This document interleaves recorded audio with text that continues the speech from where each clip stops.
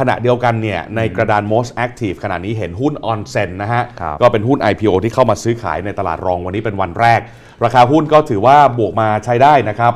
ไม่ได้ร้อนแรงเหมือนกับ IPO อื่นๆที่ผ่านมานะราคา IPO เนี่ย2 บาท 5 สตางค์ใช่ไหมใช่ครับเปิดมา2 บาท 60ขึ้นไปทำไฮ2 บาท 74ขณะนี้2 บาท 44 สตางค์ก็ถือว่าคลึงตัวอยู่ในกรอบนะก็มีลงมารับนะฮะแล้วก็สลับขึ้นไปขายทำกำไรบ้างฝ้าของคุณสมิทธิ์เนกอรุณกมล CEO ของ Onsen นะครับก็เปิดเผยว่าบริษัทเองมีความมั่นใจสำหรับการซื้อขายในวันนี้เป็นวันแรกว่าจะสร้างความประทับใจให้กับนักลงทุนได้โดยย้ำนะครับว่ากลุ่มผู้ถือหุ้นใหญ่และกลุ่มผู้ถือหุ้นเดิมเกือบทุกรายแต่เกือบทุกรายของเขาเนี่ยคือ 99% นะของก่อน IPO เนี่ยสมัครใจในการทำข้อตกลงไม่จำหน่ายหุ้นในส่วนที่เหลือจากการติด silent period เป็นเวลา6 เดือนตั้งแต่เริ่มซื้อขายคือเขาจะมีส่วนหนึ่งเนี่ยนะฮะที่มันติด silent โดยเงื่อนไขตามกฎหมายนะแต่ส่วนที่เหลือเนี่ยนะฮะเขาก็สมัครใจในการที่จะเข้า lock up period ไม่ขายหุ้นออกมาด้วยก็เรียกว่าเป็นการทำสัญญาใจจะไม่ขายนะแต่ก็ประกาศสู่สาธารณะอย่างเป็นทางการแบบนี้ก็ถือว่าเป็นข้อผูกมัดนะฮะนี่ก็เพื่อเป็นการสร้างความเชื่อมั่นให้กับนักลงทุนนะว่าจะไม่มีการขายหุ้นออกมาจนส่งผลทำให้ราคาหุ้นนั้นปรับตัวลดลงอย่างรุนแรงในส่วนของการระดมทุนครั้งนี้ก็จะนำเงินไปลงทุนนะฮะในโครงการ Social Wellness Hotel and Spa ทองหล่อ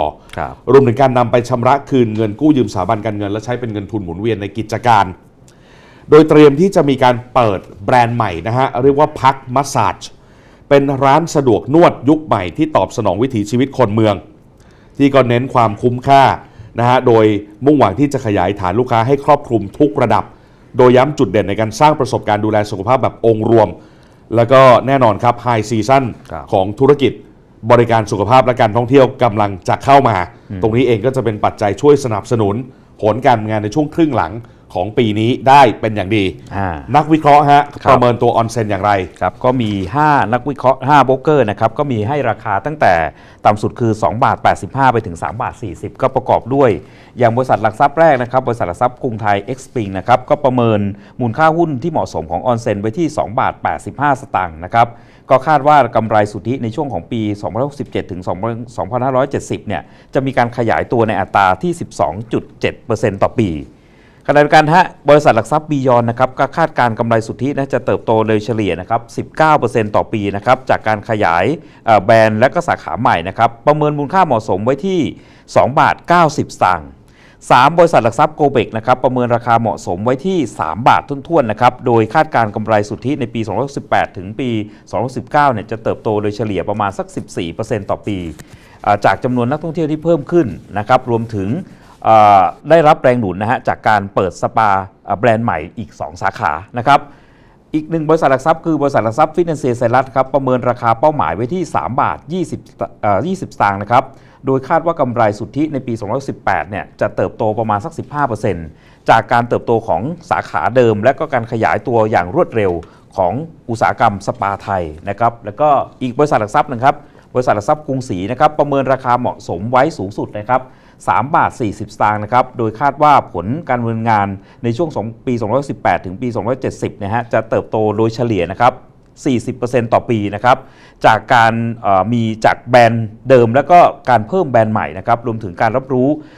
รายได้จากโครงการ Social Wellness Hotel and Spa ที่ทองหล่อซึ่งเป็นสาขาใหม่นะครับที่คาดว่าจะเปิดให้บริการในปี2070ด้วยกันนะครับมี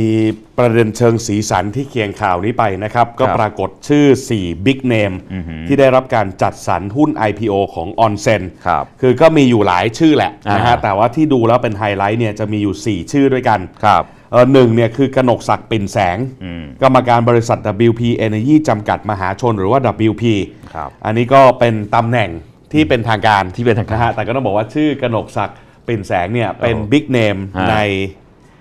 ยุทธจักรในหลายวงการก็รุ่นใหญ่ได้รับจัดสรรไป 700,000 หุ้น ปรากฏชื่อของคุณจรัญวิวัฒน์เจษฎาวุฒินี่เป็น CEO ของ JRW Utility นะหรือว่าหุ้น JR ครับ ก็ถือเป็นอีกหนึ่งบิ๊กเนมรู้จักกันในนามพี่ใหญ่ JR อันนี้ได้รับจัดสรรไป 600,000 หุ้น ครับ ปรากฏชื่อคุณมานิตมัตสยวานิชอันนี้เจ้าสัวต้อเป็นคุณพ่อของนักร้องนักแสดงชื่อดังนะแต่ปัจจุบันก็ต้องถือว่าเป็นก็เข้าขั้นเจ้าสัวคนหนึ่งแหละนะสำหรับคุณฟลุกเกิกพลมัตสยวานิชได้รับจัดสรรไป 600,000 หุ้นนะแล้วก็ยังมีอีกหนึ่งชื่อนั่นคือมินอิงธเนศนะหรือว่าแจ็คผู้ก่อตั้งและผู้ถือหุ้นใหญ่ SVOA อันนี้ก็ได้รับจัดสรรไป 500,000 หุ้นด้วยกันก็ดูแล้ว4ท่านนี่รุ่นเก่าทั้งนั้นนะรุ่นเก่าทั้งนั้นเลยนะฮะไม่ว่าจะเป็นคุณกนกศักดิ์คุณจรัญนะครับคุณมานิตแล้วก็คุณแจ็คมินอินเทอร์เน็ตหลายคนก็รู้จักกันก่อนอันนี้นะครับตามนั้นถือว่าประสบความสำเร็จไปอีกหนึ่งหุ้นนะครับหุ้น IPO ที่เข้ามาทำการซื้อขายในตลาดรองนะก็เดี๋ยวติดตามดูอย่างเมื่อครู่เราก็สัมภาษณ์ทางสมทองไปก็น่าจะเป็นอีกหนึ่งหุ้นที่สร้างความประทับใจนะให้กับผู้ลงทุนแล้วก็เดี๋ยวหลังจากนี้รอติดตามดูข้อมูลจากการทำรถโชว์นะครับแล้วก็การเสนอขายหุ้น IPO นะฮะรวมถึงการเคาะวันในการจะเข้ามาซื้อขายในตลาดรอง